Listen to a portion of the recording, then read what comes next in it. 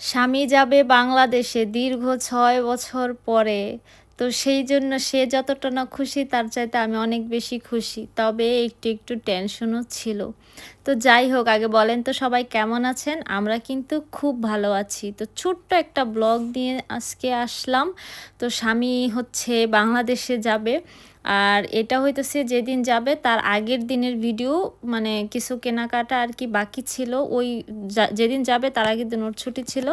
তো সেই জন্য মানে একটু কেনাকাটা করতে গেছিলাম, সব কিছু কেনাকাটা শেষ, জাস্ট লাস্ট মুহূর্তে কয়েকটা জিনিস আর কি বাকি ছিল, সেইগুলাই কেনাকাটা করতে গেছিলাম আমরা দুইজনে, কারণ ওরা তো সব স্কুলে ছিল। তারপর তো কেনাকাটা করে বাসায় আসছিলাম, আর সে আমারে দিছে কি জানেন, তার টাই হচ্ছে আমারে বানতে দিছে, মানে কি আর কইতাম। তো যাই হোক তারে আমি টাই বাইন্দা দিছি। এখন সে কইতাছে যে এই টাই আমি কই পরবো, হাতে নাকি গলায়? যদি গলার হয় তাহলে এত ছোট দিয়ে আমি কেমনে মাথা ঢুকাইমু। যাই হোক, তো এটা নিয়ে প্রচুর আমরা হাসাহাসি করছি, সেই ভিডিওটা তো দেখছেনই। তো যাই হোক পরে সে কিন্তু এইটারেই আবার সুন্দর করে ঠিকঠাক করে নিছে, মানে গলা পর্যন্ত আর কি গেছে। তো আর এই যে তারে হচ্ছে এটা পরের দিন আর কি। তো পরের দিন তারে আর কি জিজ্ঞেস করতেছিলাম যে তার অনুভূতি কি, সে দেশে যাবে। তো সে বলতেছে যে তার কোনোই অনুভূতি নাই, কারণ সে হইতেছে মানে যাবে যাবে 2 দিন থাকবে, মানে 2 দিনও না, মাঝখানে 1 দিন থাকবে, তারপরের দিন আবার চলে আসবে। তো যাইতে আসতে 2 দিন আর মাঝখানে 1 দিন, সেজন্য তার কোনো অনুভূতি নাই। সে একবেলা গিয়ে বাড়িতে খেতে পারবে এরকম আর কি। যাইতেছে যদিও কোনো কাজের সূত্রে, যার কারণে বেশি সময় আর কি থাকতে পারবে না। তো এই আর কি। আর এই যে মানে পরের দিন ও তো যেদিন যাবে তার পরের দিন ছিল পৃথু আবার হচ্ছে স্কুল থেকে এনসুকুতে নিয়ে যাবে, মানে ঘুরতে, পিকনিকে আর কি। তো সেই জন্য হচ্ছে ওই ওদের জন্য আর কি কি বলে অ্যাপ্রন কিনছিলাম, অ্যাপ্রন না রেনকোট আর কি, রেনকোট কিনছিলাম, সেটাই আর কি দেখতেছিলাম। আর এইদিকে এই যে সে কিন্তু রেডি। আর এই যে তার লাকেজ, 2খান লাকেজ, বেশি জিনিস নিতে পারবে না যার কারণে। আর এই হচ্ছে স্বামীর পার্সোনাল অ্যাসিস্ট্যান্ট, হ্যান্ডসাম অ্যাসিস্ট্যান্ট, মানে খুবই হ্যান্ডসাম আর কি লাগতেছে আজকে। তো সেটা নিয়ে আর কি দুজনে মানে কথা বলতেছিলাম যে এত হ্যান্ডসাম কিভাবে লাগতেছে, বুঝলাম না তো কাহিনী কি।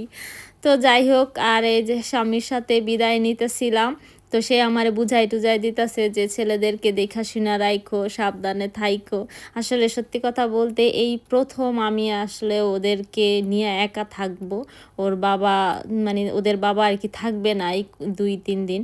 তো সেটা নিয়ে একটু টেনশনই ছিলাম যে আদৌ আমি ওদেরকে ঠিকঠাক মতো রাখতে পারবো কি না, মানে একটু ভয় আর কি লাগতেছিল। তো যাই হোক সাহস করে আর কি বিদায় দিলাম। আর এই যে আজকে যাবে হচ্ছে ওই যে জাপানিজ, ওনার গাড়িতে যাবে, উনি দিয়ে আসবে আর কি।